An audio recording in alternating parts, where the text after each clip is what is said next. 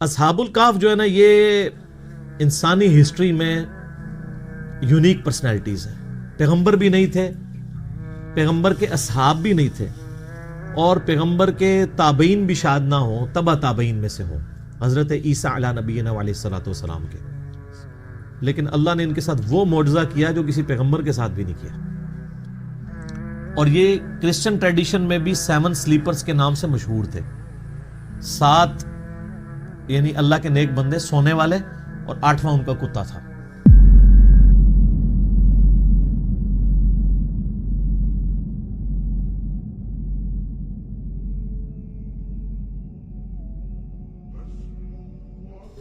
جی علی بھی آخری سوال ہے کہ قرآن حکیم میں سورۃ الکہف میں جن اصحاب الکہف کا ذکر ملتا ہے یہ لوگ کس زمانے سے تعلق رکھتے تھے؟ کیا یہ انبیاء کرام علیہم السلام تھے یا ان کے صحابہ کرام علیہم رضوان تھے؟ پلیز ان کے واقعے کی تفصیل بھی بیان کر دیں, کیونکہ سننے میں یہ بھی آیا ہے کہ جہاں سیدنا یونس علیہ السلام کی مچھلی اور سیدنا عزیز علیہ السلام کا گدھا اور سیدنا موسیٰ علیہ السلام کی گائے اور سیدنا صالح علیہ السلام کی اونٹنی بھی جنت میں جائے گی, وہاں اصحاب الکہف کا خوش نصیب کتا بھی جنت میں جائے گا. چونکہ کتا ایک نجس جانور ہے اس لیے اسے یہودی عالم بلعام بن بعورہ کے جسم و شکل میں داخل جنت کیا جائے گا. پلیز ان تمام باتوں کی تصدیق یا تردید فرما دیں. شکریہ, جزاک اللہ. کڈی وڈی کہانی کڑی ہے انہوں نے, ہر چیز کا جواب دیا کہ جی وہ چونکہ وہ نجس جانور ہے تو بلعام بن بعورہ جو یہودی عالم تھا تو اس کی کھال پہنا کے, حالانکہ اس کو بھی اللہ تعالیٰ نے کتے کی مثال بیان کی ہے معذرت کے ساتھ, یہودی عالم تھا. اور سورۃ الاعراف کی آیت نمبر 175 اور 176 میں اللہ تعالیٰ نے اس کو کتے کی مثال بیان کی, اور کس وجہ سے فرمایا؟ علم دیا تھا لیکن پستی میں گر گیا, دنیا کا لالچی بن گیا.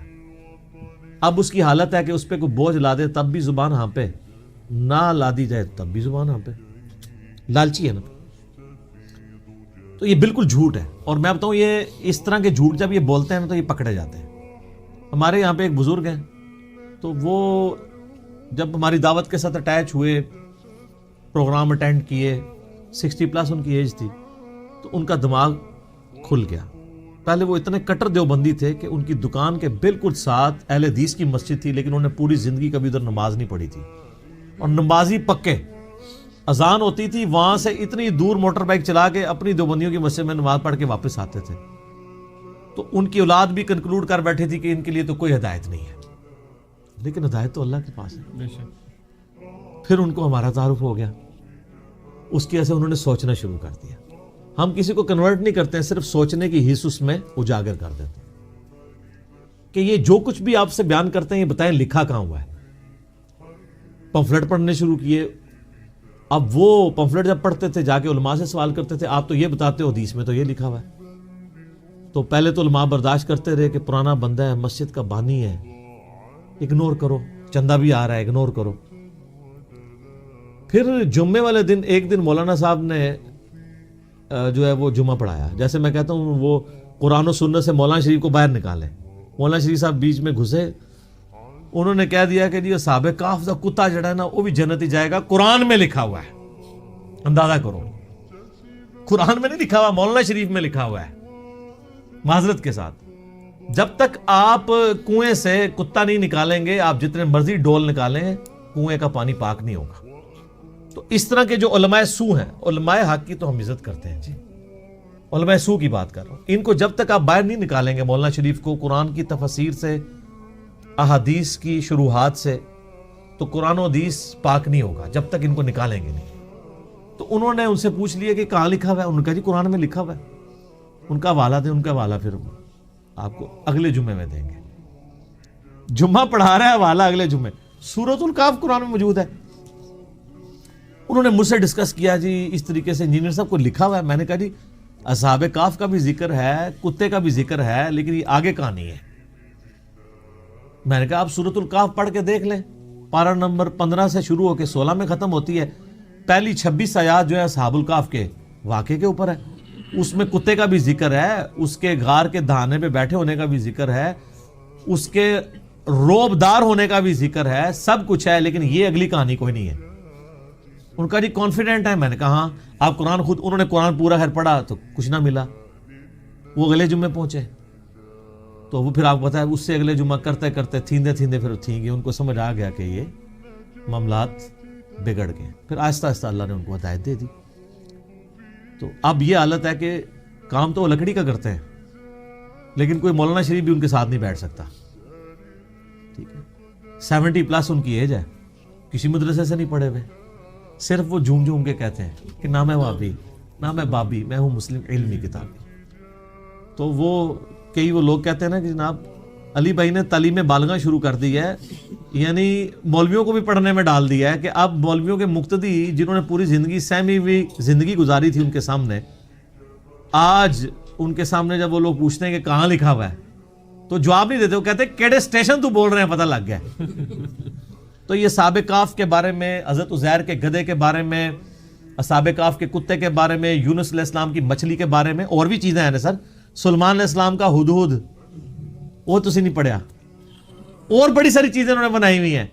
हजरत इब्राहिम अलैहिस्सलाम का मेंढा, वो सारे कहते हैं जन्नत ही जान गए। सर कोई जन्नत में नहीं है। सही मुस्लिम में बस इतना है कि क़यामत वाले दिन अल्लाह ताला जानवरों को जिंदा करेगा। अगर बगैर सींग वाली बकरी को सींग वाली बकरी ने दुनिया में सींग मारा होगा तो उसको बस बदला दिलवाया जाएगा, उसके बाद उनको बराबर कर दिया जाएगा। जानवर कोई जन्नत में नहीं जाएगा। जन्नत साढ़े अब्बा जी दी है, सैयदना आदम अलैहिस्सलाम। ठीक है, जानवरों की मिरास नहीं है जन्नत। ये सब झूठ बोला हुआ है। असहाबुल काफ जो है ना, ये इंसानी हिस्ट्री में यूनिक पर्सनैलिटीज है। पैगंबर भी नहीं थे, पैगंबर के असहाब भी नहीं थे, और पैगंबर के ताबईन भी शायद ना हो, तबा ताबईन में से हो, हजरत ईसा अला नबीना अलैहिस्सलातु वस्सलाम के। लेकिन अल्लाह ने इनके साथ वो मोजज़ा किया जो किसी पैगंबर के साथ भी नहीं किया। सूरतुल बकरा में हजरत उज़ैर का नाम तो नहीं आया, वो तौरात में मिलता है, लेकिन इतना है कि पैगंबर, वक्त के पैगंबर को अल्लाह ताला ने 100 साल के लिए सुला दिया, लेकिन असहाबुल काफ को अल्लाह ताला ने 300 साल के लिए सुलाया। ईसवी एतबार से यानी सोलर कैलेंडर के एतबार से, और ल्यूनर कैलेंडर के एतबार से 309 साल, जो कुरान में सूरतुल काफ में आता है। सूरत नंबर 18 है कुरान पाक में, पारा नंबर 15 में पहली 26 आयात पढ़ लें तो सूरतुल काफ में आपको असहाबुल काफ का पूरा वाकया पता चल जाएगा। और ये क्रिश्चियन ट्रेडिशन में भी 7 स्लीपर्स के नाम से मशहूर थे। 7 यानी अल्लाह के नेक बंदे सोने वाले, और 8वां उनका कुत्ता था।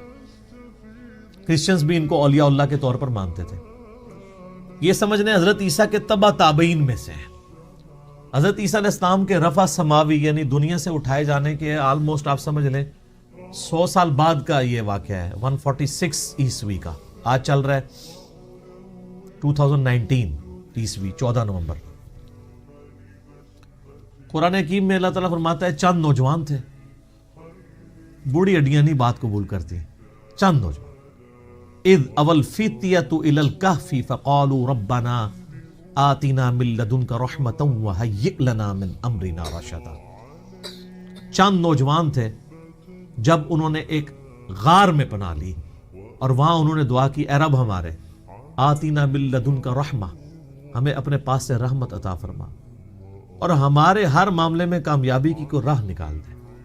इतनी कामिल दुआ है। मैं अक्सर अपने भाइयों से कहता हूँ, इस सब कॉन्टिनेंट के माशरे में हमने इस कमज़ोर से प्लेटफॉर्म से ये जो दावत लॉन्च की है और आज तमाम मुकातबे फ़िक्र पे सारे बर आज़मों पे जाके छा गई है, उसके पीछे जो रूह है वो ये दुआ है। क्योंकि मैं भी अल्लाह ताला से ये दुआ किया करता था कि असहाबुल काफ के साथ तूने गैर मामूली वाक़या कर दिया। पूरी रोमन एम्पायर बुत परस्त है और 7 नौजवान इस्लाम कबूल करते हैं, तूने उनके साथ मोजज़ा किया। आज यहाँ सब कॉन्टिनेंट में भी अक्सरियत दीन के नाम पे गुमराही है। हमारी आवाज़ कैसे लोगों तक पहुँचेगी? उन मुकातबे फ़िक्र तक जिनकी करोड़ों फॉलोअर, लाखों मस्जिदें, लाखों उलमा है। उसके पीछे ये राज है कि मैं दुआओं में, अपनी तशहुद की दुआओं में, आम दुआओं में ये दुआ आप देखते हैं हर दरसे कुरान से पहले मैं पढ़ता हूँ, रब्बना आतीना मिन लदुनका रहमा व हय्यि लना मिन अमरिना रशदा। इसके अलावा भी हज़रत यूनुस अलैहिस्सलाम की दुआ, ला इलाहा इल्ला अंता सुब्हानक इन्नी कुन्तु मिनज़ ज़ालिमीन, और दुआएं भी। तो ये असहाबुल काफ चंद नौजवान थे, तौहीद की दावत इन्होंने कबूल की। बादशाह के दरबार में खड़े होकर उन्होंने ऐलान किया कि हम तुझे तेरी इबादत नहीं करेंगे, क्योंकि रोमन एम्पायर में उस वक्त बुत परस्ती थी और اس ایمپرر کو خدا مانا جاتا تھا. انہوں نے کہا تو بھی ہماری طرح کا انسان ہے, اپنے آپ کو نیند سے کھانے پینے سے آزاد نہیں کر سکتا, ہم تیری عبادت کیوں کریں, ہم اس رب کی بات کریں گے جس نے زمین و آسمان کو پیدا کیا. پھر پرسیکیوشن شروع ہوگی. اچھا ہے یہ ایلیٹ کلاس سے تھے, شاہی فیملی سے تعلق رکھنے والے, یعنی یہ لوگ تھے. پھر ان کے دل میں اللہ نے یہ بات ڈال دی کہ پہاڑ میں جا کے پناہ لیتے ہیں تاکہ ہم ان کے ظلم و ستم سے بچ سکیں. تو یہ ایک پہاڑ پہ چلے گئے, ایک غار میں. یہ پورا واقعہ قرآن پاک میں آیا ہے. پھر اللہ فرماتا ہے انہوں نے غار میں پناہ لی, اور اللہ تعالیٰ فرماتا ہے ان کو ہم نے وہاں پہ تھپکی دے کے سلا دیا. آئے ہائے ہائے, اللہ نے کہا میں نے تھپکی دی ان کو, ان کے کانوں پہ تھپکی دی, سو گئے. اچھا یہ جو آیات ہے نا, جس کو رات کو نیند نہ آتی ہے وہ لوگوں کا تجربہ ہے. یہ والی آیات رات کو پڑھ کے سوئیں نا, تھپکی والی, تو نیند آ جاتی ہے. ظاہر تجربے سے ہے نا. کئی صحابہ کرام نے قرآن میں کئی وظائف ڈسکور کیے ہیں. میرا مسلم شریف میں حدیث بھی ہے کہ نبی علیہ السلام نے فرمایا زمانہ جاہلیت کے بھی اگر ہیں اس طریقے کے دم مجھ پہ پیش کرو, اگر شرک نہیں تو کرتے رہو. تو اس سے تو بدرجہ اولیٰ قرآن میں سے کسی نے کوئی چیز ڈسکور کر لی, ٹھیک ہے. تو اللہ تعالیٰ فرماتا ہے ہم ان کی کروٹیں بھی بدلا دیتے تھے, بیڈ سول نہ ان کو ہو جائے. کروٹ بھی اللہ خود بدلاتا تھا. ظاہر ہے ایک جگہ لیٹے رہیں گے تو, حالانکہ یہ بھی معجزہ ہو سکتا تھا کہ لیٹے رہیں اور کچھ بھی نہ ہو, لیکن فزیکل فنومینا بھی ساتھ ساتھ چل رہے ہیں. اور اللہ نے فرمایا اس غار کا دہانہ ایسا تھا کہ ڈائریکٹ سورج کی روشنی نہیں آتی تھی, ٹیولائٹ آتی تھی. یعنی اس کا دہانہ آپ سمجھ لیں نارتھ کی طرف تھا, تو سورج یہاں سے ہوتا ہوا ادھر چلا جاتا تھا. انڈائریکٹ لائٹ آتی تھی, ڈائریکٹ لائٹ بھی نہیں آتی تھی. وہ سوئے رہے. اور اللہ تعالیٰ ماتا ہے 309 سال تک, یعنی لیونر کیلنڈر کے مطابق, اور سولر کیلنڈر کے مطابق 300 سال بنتے ہیں, وہ سوئے رہے. اور پھر میں ان کا ایک کتا ہے جو اس غار کے دہانے پر ہے, اور اس کی اتنی ہیبت ہے کہ اگر کوئی یعنی غار کے دہانے پہ جائے بھی نا تو اس کتے سے وحشت کھا کے وہ بھاگ جائے.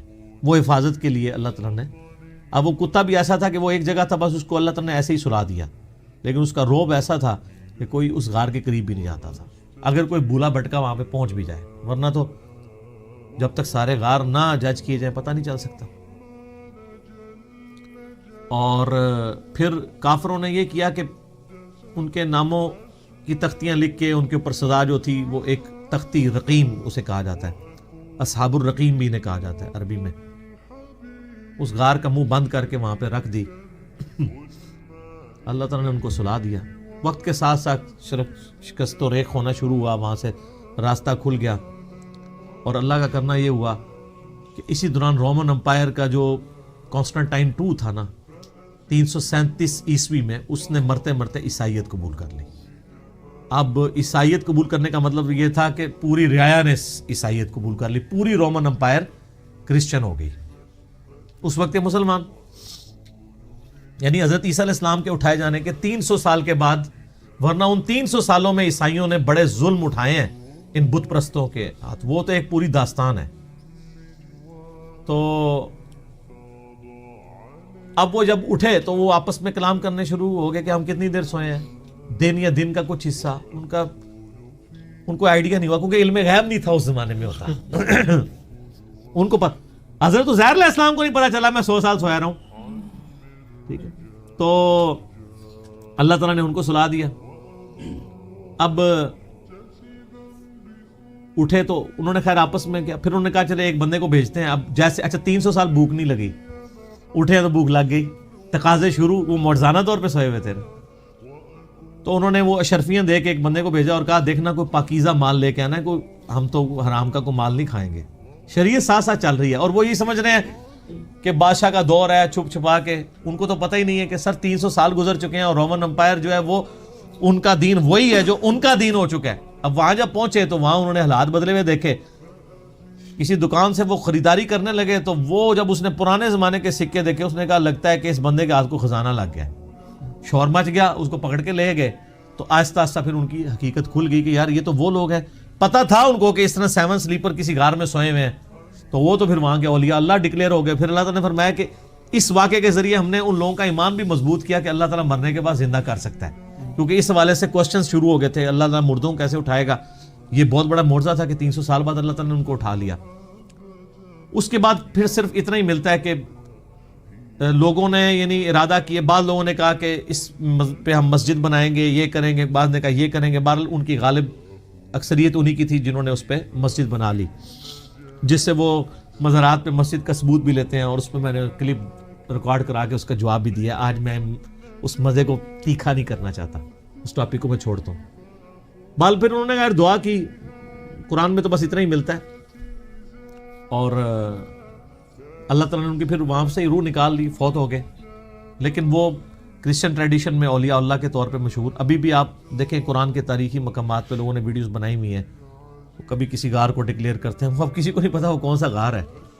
بعض لوگوں نے تو ان کی ہڈیاں بھی نکالی ہوئی ہیں کہ یہ جی ان کی ہڈیاں ہیں، اللہ کو پتہ ہے کدھر ہے. یہ اللہ تعالیٰ کی طرف سے بہت بڑا معجزہ ہوا ان کے لیے، توحید والے تھے. لیکن اللہ تعالیٰ نے اس قصے کو بڑا لائٹلی بیان کیا ہے. اس حوالے سے اللہ نے کہا ام حسبت ان اصحاب الکہف والرقیم کانوا من آیاتنا عجبا، کیا تم یہ گمان کرتے ہو کہ یہ جو اصحاب کہف اور اصحاب رقیم تھے یہ ہماری قدرت کی کوئی عجیب نشانی ہے؟ کوئی عجیب نہیں ہے، اللہ تو اس سے بڑے بڑے کام کر رہا ہے.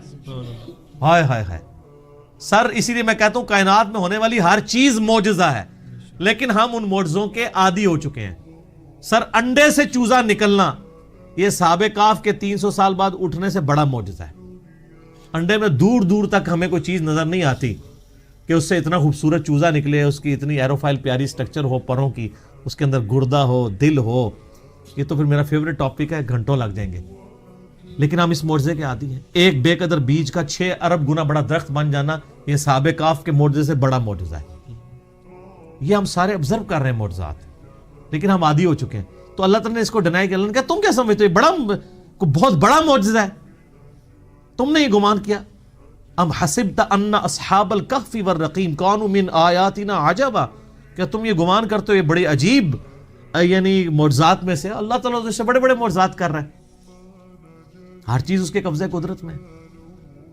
تو یہ جناب اصحاب الکہف کا ایک پورا واقعہ تھا، اور اس کو 15 اقساط کے اندر ایک ڈرامہ سیریل بنائی گئی تھی 1997 میں ایران والوں نے. سر وہ درجنوں زبانوں میں ڈب ہو چکی ہے، بنی فارسی میں تھی، اردو ڈبنگ میں بھی پیغام کراچی والوں نے اس کی ڈبنگ کی ہے. سر اشک بار آنکھوں سے دیکھنے والی وہ ڈرامہ سیریل ہے. پورا اصحاب کہف کا انہوں نے واقعہ فلمایا ہے، اور توحید کا خزانہ ہے سر. وہ جس طریقے سے انہوں نے توحید اس میں پریزنٹ کی ہے، یوٹیوب پہ اویلیبل ہے. آپ اصحاب کہف لکھیں، اردو ڈبنگ کے ساتھ بھی ہے، انگلش بھی، عربی ڈبنگ کے ساتھ بھی. کئی ایوارڈ دنیا کے اس کو مل چکے ہیں. 1997 میں بنائی گئی تھی، آج سے آلموسٹ 22 سال پہلے. آج بھی دیکھیں آپ جناب، آپ دل کرے گا کہ ایک دن میں اس کو ختم کر کے اٹھیں، جس طریقے سے انہوں نے اس کو فلمایا. تو یہ بڑی ایک ناانصافی تھی کہ میں اصحاب کہف کا ذکر کروں اور ایران والوں کی اس فلم کا ذکر نہ کروں، جو انہوں نے واقعی اس طرح فلمائی ہے کہ اس زمانے میں انہوں نے پہنچا دیا.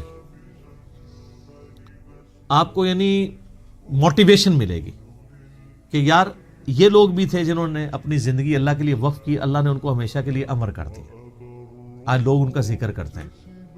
قرآن قیامت تک پڑھا جائے گا، اور اللہ کے ان موحدین کا ذکر لوگ ہمیشہ کریں گے، ان کی مثالیں دیں گے کہ جناب ایسے نوجوان بھی ہوتے ہیں. اچھا یہ تو واقعہ اللہ تعالیٰ نے بیان کیا تھا تاکہ لوگ توحید کی طرف رغبت کریں. ہم نے اس کو فضائل کا ذریعہ بنا لیا، وہ بھی ہے. صحیح مسلم حدیث ہے، جو سورہ کہف کی پہلی 10 آیات حفظ کر لے گا دجال کے فتنے سے بچ جائے گا. تو کبھی اس پہ غور کریں کہ دجال کے فتنے کا اس سے کیا تعلق ہے. اس لیے کہ اس کی جو 10ویں آیت ہے وہ اذ اول فتیۃ الی الکہف فقالوا ربنا آتنا من لدنک رحمۃ وہیئ لنا من امرنا رشدا. اللہ تعالیٰ نے جب کوئی کامیابی کی راہ نظر نہیں آتی تھی، اصحاب الکہف کے لیے کامیابی کی راہ نکال دی. تو دجال کے فتنے کے خلاف بھی جس کو یہ 10 آیات یاد ہوں گی اس کے لیے بھی کامیابی کی راہ نکل جائے گی. تو یہ یاد اسی کو ہوں گی جو روزانہ پڑھے، اسے وقتاً فوقتاً پڑھتے رہیں، خود بخود زبانی یاد ہوتی ہے. اسی طریقے سے صحیح حدیث ہے المستدرک للحاکم میں، جو جمعے والے دن سورۃ الکہف کی تلاوت کر لے اگلے جمعے تک اس کے لیے ایک نور اللہ تعالیٰ کی طرف سے مقرر ہو جائے گا. اور صحیح بخاری میں حدیث ہے نا، وہ سورۃ الکاف ایک صحابی پڑھ رہے تھے تو ان کا گھوڑا جو ہے وہ بدک گیا تھا، فرشتے وہ سننے کے لیے آ گئے تھے. تو سورۃ الکاف کے فضائل اپنی جگہ ہیں، لیکن اس کے جو مضامین میں یہ اصحاب الکاف کا پہلی 26 آیات کے اندر جو ذکر ہے وہ توحید کے علمبرداروں کے لیے ایک مشعل راہ ہے کہ اگر آپ تھوڑے کیوں نہ ہوں، اگر آپ سچائی کے لیے کھڑے ہیں، ٹروتھ لور ہیں، تو اللہ تعالیٰ آپ کا ہاتھ تھام لے گا. دنیا میں نہ بھی تھامے، آخرت میں ہمیشہ کی کامیابیاں تو آپ کا مقدر ہوں گی نا انشاءاللہ تعالیٰ. اس لیے گھبرانا نہیں ہے، سچائی کے ساتھ کھڑے رہنا ہے اور کبھی پرواہ نہیں کرنی اس حوالے سے. تو اس کے ساتھ جو باقی سٹوریاں وہ جوڑ دیتے ہیں وہ ساری کی ساری غلط ہے. ایک دفعہ میں ریکویسٹ کروں گا کہ سورۃ الکہف جو لوگ جوانی سے ابھی تک اس کو پڑھ رہے ہیں جمعے کے وظیفے کے طور پہ، ایک دفعہ ترجمہ بھی سر کھول کے پڑھ لو. اور آپ نے مزید مزہ لینا ہے تو میری جو 9 سالوں کے اندر قرآن کی تفسیر ریکارڈ ہوئی ہے اس میں سورہ کہف پہ تو میرا بہت لمبے لیکچرز ہیں، اس میں تو کئی ایک مضامین ہیں. ذوالقرنین بادشاہ کا واقعہ ہے، قصہ خضر و موسیٰ ہے. اس کے علاوہ اس کا جو مرکزی ٹاپک ہے وہ دنیا کی محبت کی مذمت ہے جو اصل چیز ہے، اور اس میں اللہ تعالیٰ نے کئی ایک واقعات بھی اس میں بیان کیے ہیں، مثالیں بھی بیان کی ہیں. تو سورۃ الکہف کو کبھی ترجمے سے بھی پڑھ کے دیکھیں کہ اس کے اندر کیا کچھ بیان ہوا ہے. ٹھیک ہے جی، اسی پہ کنکلوڈ کرتے ہیں. بقیہ سوالات انشاءاللہ اگر کوئی بچ گیا تو اگلی دفعہ انشاءاللہ تعالیٰ. اللہ تعالیٰ سے دعا ہے جو حق بات میں نے کہی اللہ تعالیٰ ہمارے دلوں میں راسخ فرمائے. آمین. اگر جذبات میں میرے منہ سے کوئی غلط بات نکل گئی اللہ تعالیٰ ہمارے دلوں سے محو کر دے آمین. اور معاف بھی کر دے. آمین. ہمیں کتاب و سنت کی تعلیمات پر عمل کر کے دوسرے بھائیوں تک پہنچانے کی توفیق عطا فرمائے. سبحانک اللہم و بحمدک اشہد ان لا الہ الا انت استغفرک و اتوب الیک وما علینا الا البلاغ المبین. جزاکم اللہ خیرا.